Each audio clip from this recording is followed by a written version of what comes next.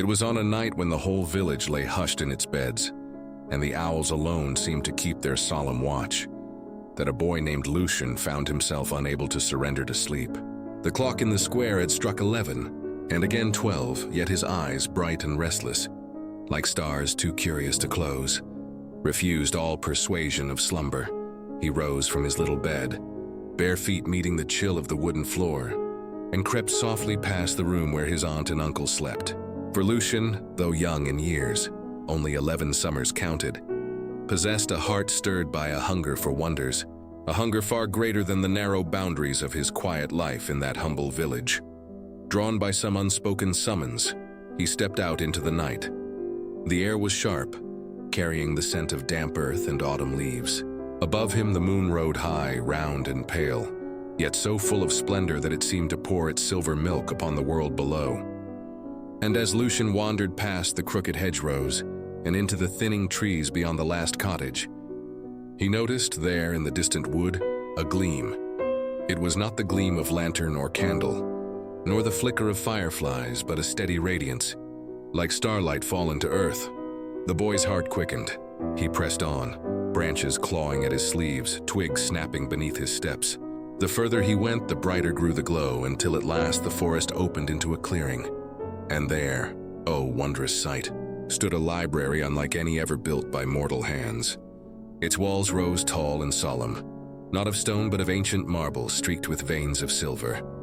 Over its facade crept ivy and vines that shimmered as though woven from moonlight itself. Every window blazed with pale blue brilliance, and through them Lucian beheld rows upon rows of books, each volume radiant, each page whispering with an unearthly life. He scarcely dared to breathe, lest the vision vanish with the mist. Yet as he gazed, the great door of the library, vast and arched, swung slowly open. No hand touched it, no key was turned. The hinges moved with the gentlest sigh, as though the building itself had been waiting. Lucian felt his heart leap to his throat, for there was no doubt in his mind, no second thought nor trembling hesitation. The library had opened its door for him, and him alone. And so, the boy who could not sleep found himself standing before a place of impossible wonders, where stories were not merely told, but written by the light of the moon. With a breath that trembled between fear and delight, Lucian crossed the threshold.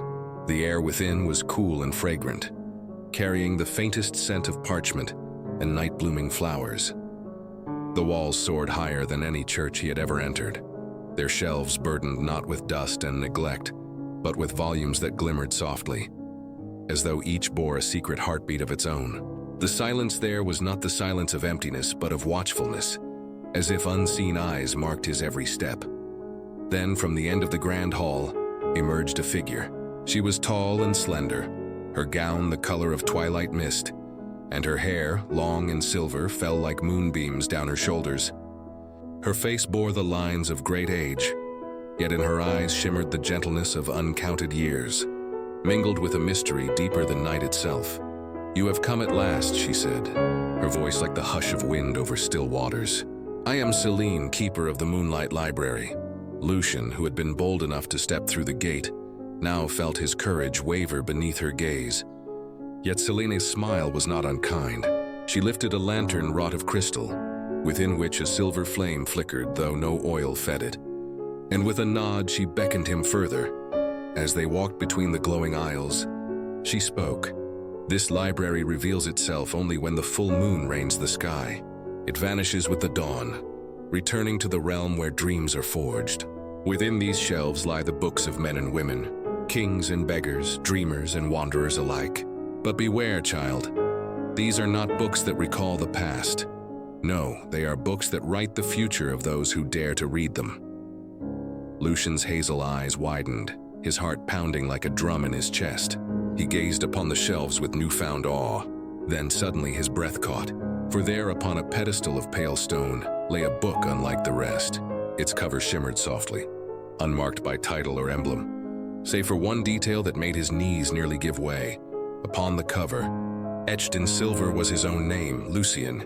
He reached out, scarcely daring to touch it. The cover was cool beneath his fingers, as though fashioned from moonlight itself. He opened it, expecting words, prophecies, some grand decree of fate. Yet to his astonishment, the pages were empty, 1,000 leaves of pure white awaiting their story. And instead of disappointment, a thrill coursed through him.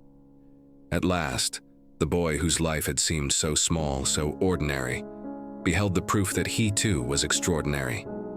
He clutched the book to his chest, his lips parting in a smile of wonder. His life, he thought, was no longer bound to the narrow lanes of the village. He had found the place where even his story would be written. Yet, when his trembling fingers opened the first page, a curious thing happened. Before his very eyes, letters began to crawl across the whiteness, slowly at first, like spiders weaving a web, then with a fluid certainty that made him draw back in awe. The words glowed faintly, as if inked by moonlight itself. Tomorrow, you will lose something you love. Lucian stared, his small mouth falling open. His mind spun with 1,000 questions. Was it a trick, a riddle? Or was the book truly alive, foretelling the path that lay ahead? He shut it quickly, his hands trembling, as though by closing it he could bind the words within and make them powerless.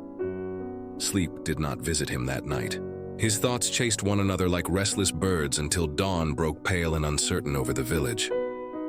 All day he clung to his book, his eyes darting anxiously from familiar places to beloved faces. "What is it I shall lose?" he whispered again and again. "What can it mean?" But the answer came with cruel swiftness. That afternoon, as the bells of the village tolled the fading of the day, he called for his cat, his companion, his secret confidant, the soft-pawed creature who had been his only solace on lonely evenings. No answering purr, no shadow slipping around his feet, no bright eyes peering from beneath the hedgerows. He searched the garden, the narrow streets, the orchard at the edge of the fields, but the cat was gone, vanished without a trace.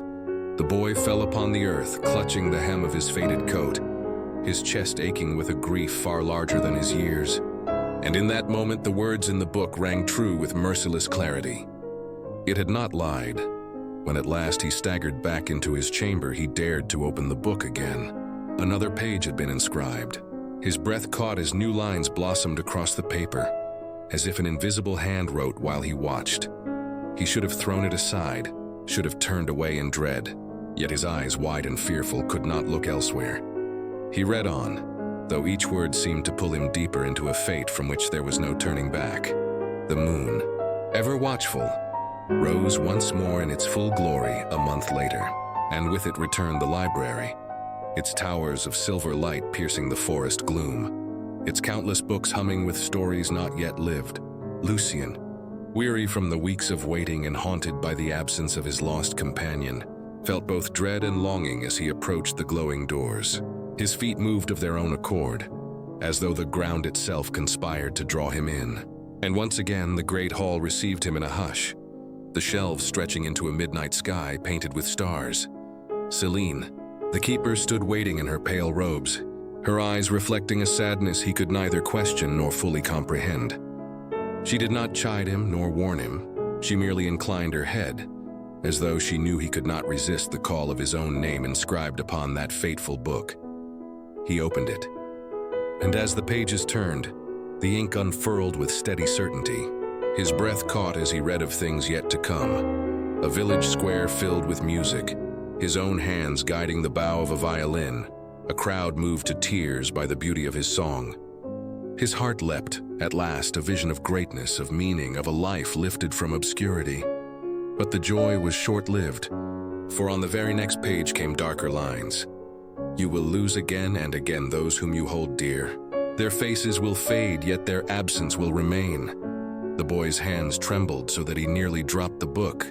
He clutched it close, staring into its glow as though it might relent, as though the cruel letters might dissolve into nothingness. But they did not. The words remained cold and steadfast, a mirror of a future already written. And so his young heart, unpracticed in the art of bearing such contradictions, was torn asunder. Between the golden promise of glory and the shadowed certainty of sorrow, he stood as one caught in a storm, unsure whether to flee or to surrender to its winds. Celine's voice drifted through the silence, soft and enigmatic. "Hope and grief walk hand in hand, child. To open the book is to walk beside them both. Lucian pressed his lips together, his wide eyes fixed upon the glowing pages.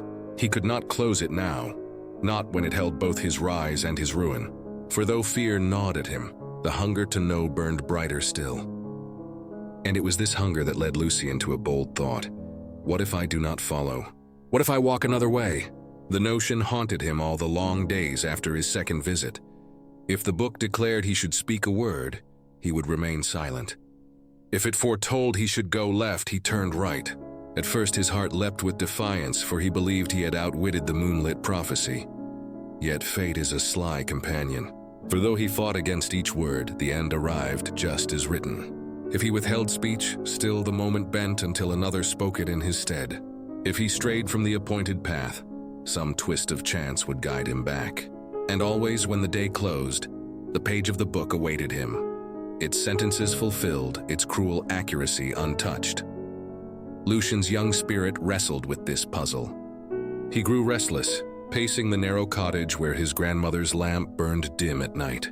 The boy who once dreamed of stories now carried a notebook of his own, filled not with verses or tunes but with frantic scribbles, attempts to chart the cracks in destiny, to find the gap where he might slip free. And yet, each failure only deepened his fascination, for if the book was unerring, did it not hold the secret to every joy yet unknown? Could it not tell him where to find triumph, or perhaps, if his courage held, the way to rescue those whom sorrow threatened to take? On the next full moon, when the silver towers rose once more in the forest, he entered with a mix of fury and longing. Celine watched in silence, her pale eyes knowing, as though she had seen countless children wage this same doomed rebellion before. Lucian clutched the volume bearing his name, its cover gleaming like frost beneath the moonlight. His voice, low and trembling, escaped his lips. If I cannot change the words, then I shall read them all, and perhaps somewhere within, I shall find the one sentence that belongs to me. The pages glowed, and the ink began to stir anew, promising revelations both radiant and ruinous.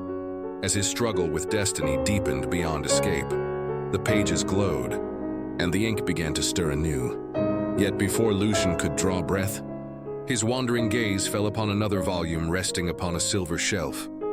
Unlike his own book, which pulsed with his name in letters of living light, this one was quieter, its cover worn, its glow softened, as though it bore the memory of long faded hands. He reached for it with trembling fingers, and there, etched across the spine, was a name he knew only from hushed prayers and the faded portrait that hung in his grandmother's cottage. His mother. The sight rooted him where he stood. His heart pounded with a strange ache, both tender and piercing. Lucian opened the book, and at once the air around him shimmered as though the moon itself held its breath. These were no prophecies, no unturned tomorrows. Instead, the pages told of yesterdays, the quiet joys and hidden griefs of a woman he had never known. He saw her as a girl in the same village, dreaming beneath the same sky, writing songs by candlelight. He saw her fall in love, cradle an infant, and whisper lullabies that he, a baby too young to remember, had once heard in his sleep. And then came the final entry, words written not by fate, but by her own hand. If my son should ever find these pages, let him be brave. Let him not fear life, nor sorrow, nor even the shadow of loss. For courage is the light that no darkness may bind. Lucian pressed his palm to the ink as tears blurred the glowing letters. Here was no cruel prediction, no unyielding command from the stars. Here was love, love unbroken by death, speaking across the gulf of years. Yet even this comfort bore a thorn, for the thought whispered in his mind, if the books tell all futures, then was her end written from the beginning? Was she doomed before she had even drawn her first breath? His small shoulders shook beneath the enormity of the thought. Around him the shelves stretched endless and silent, as though every book conspired in that same truth, that all lives, great and small, were but stories already inscribed. From the shadows, Celine's figure lingered, her pale eyes watchful. Her lips set in a line that spoke neither denial nor comfort. And Lucian, clutching the two books, his and hers, felt both the weight of destiny and the flicker of rebellion rise again within his young heart. Yet when his trembling hands returned to his own volume, the rebellion faltered. For there, upon its final leaf, words had appeared as though carved in fire against the pale moonlight. On your 12th birthday, this book will end. He stared. He read it once, twice, a third time as though repetition might alter the decree. But the sentence stood unyielding, cold as the stars themselves. It did not say the tale would pause or change or continue unseen. It said end. His breath caught in his throat. A ringing silence filled his ears louder than any storm. He was 11. Only a handful of months separated him from that appointed day. Could it mean that his life, his laughter, his dreams and despairs alike, should cease as neatly as the turning of a final page? A cry rose in his chest, fierce and strangled, half grief and half rage. "Am I nothing more than ink upon paper?" He whispered, his voice breaking, his fists pressed to the cruel words. Did I live only to be bound by this cursed book? He tore through the earlier chapters, desperate to see if he had misunderstood, if some mercy lay hidden between the lines. Yet each page showed him only what had already been: his lost cat, his days of loneliness, the brief joys, the longings too deep for a child to carry. Always true, always unchangeable. The shelves loomed around him like silent witnesses, 1,000 other fates encased in bindings, 1,000 other endings foretold. Celine's shadow emerged between the pillars of Moonlight, her gaze heavy, her lips parted as though she wished to speak, but no word passed them. Lucian's cheeks burned hot with tears. His young heart, so full of songs yet unsung, could not accept a sentence so cruel. If all lives were books, then his was to be the shortest tale. He pressed the cover shut with trembling hands, as though by closing it he might defy its prophecy. Yet the letters on the cover pulsed beneath his fingers, alive, insistent. For the first time since entering the library, Lucian felt not wonder, but fury. He had been given a glimpse of the vastness of eternity, only to be told his own story was but a brief candle, soon to be snuffed. And in that storm of despair, one thought flared within him, sharp as lightning. If fate is written, then I shall learn how to write anew. So burned the thought in Lucian's mind, fierce as a torch against the dark. Yet as the days passed and the moon waned and swelled again, his 12th birthday crept ever nearer, each dawn a tolling bell of dread. He returned to the library in desperation, his small hands clutching the cursed volume as though it might leap from his grasp. The shelves glimmered with their pale lunar fire, and from between them emerged Celine, her face grave, her voice low as a hymn. "Child," she murmured, "you seek what none should dare, to alter the script of life itself. And yet there is one way." Lucian's heart leapt. "Tell me," he cried. "Tell me how." Her silvered eyes regarded him with sorrow. "The book will yield only to sacrifice. You may lay upon the altar of the library that which is dearest to your heart, your dream, your deepest yearning. The ink will fade, the pages fall blank, and your fate shall once more be unbound." Lucian stood rigid, scarcely breathing. "My dream?" he whispered. She inclined her head. "Your music, the songs you have carried in your soul since you could first hum to the stars. If you surrender them, the book will free you. But your melodies will never be yours again. No note, no chord, no triumph of sound shall spring from your fingers or lips. That gift once given is gone." The boy staggered as though struck. His music, his one treasure, his secret hope of becoming more than a forgotten child of a forgotten village. To live, yet without the music that beat like a second heart within him. What kind of life was that? He sank to his knees upon the marble floor, the library's glow casting cruel reflections upon his tear-stained cheeks. Before him, the book with his name pulsed faintly, awaiting his choice. Behind him, the shelves whispered of endless tales, all bound, all ended, none able to choose. Is this freedom? He choked, his voice trembling. To live without the one thing that makes life bright? Or is it only another kind of ending? Celine laid a gentle hand upon his shoulder, yet her touch could not soothe the storm within him. The choice is yours, Lucian. Life or song, but not both. And as the moon climbed higher, pouring silver fire through the glass dome above, Lucian felt his heart pulled in too, toward the light of living and the light of song. The book glowed upon the altar, waiting, patient, merciless. And with trembling hands, Lucian at last lifted the quill. His heart pounded as if each beat struck against the bars of a prison, yearning to be free. Tears blurred his sight, yet he bent close to the page that had foretold his every sorrow. Upon its pale emptiness he traced in a wavering hand the words that tore him apart even as he formed them. I give my dream away so that my life may continue. At once the ink flared bright as moonfire. The book shuddered, as though in pain or in triumph, and then, like snow melting in the sun, every word, every line, every prophecy upon its pages vanished into nothingness. The parchment curled into silence, unmarked, as if it had never known his story. Lucian dropped the quill. His chest heaved. His tears fell fast upon the marble floor. He had severed his own song, sacrificed the very music that had filled his nights with hope. A hollow ache opened within him, vast and echoing, and yet when he dared to look up, he found himself still breathing. His small hands still trembled with life. His heart still beat. The book was blank, but he remained. Alive, he whispered, scarcely believing. I'm still alive. From the shadows of the library, Celine stepped forward, her face softened by the pale radiance of the moon. Yes, Lucian, she said gently. And more than that, you are free. The chains are broken, the script unwritten. Now, at last, your life is truly yours to write. Her words wrapped about him like a tender cloak, though his sorrow did not lessen. He touched the blank book, its cover still etched with his name, and felt its silence as both a wound and a promise. What would he do without his dream of music? What melody could guide him now? And yet, for the first time, he knew that the answer no longer lay in ink already dried, but in the steps he would take beyond the library's gate. The moonlight shimmered brighter, as though blessing the boy who had chosen life over certainty, freedom over fate. And so it was that Lucian turned his steps homeward, the pale beams guiding him along the narrow forest path. Each shadow seemed less menacing, each breath of night air sweeter than he had ever known.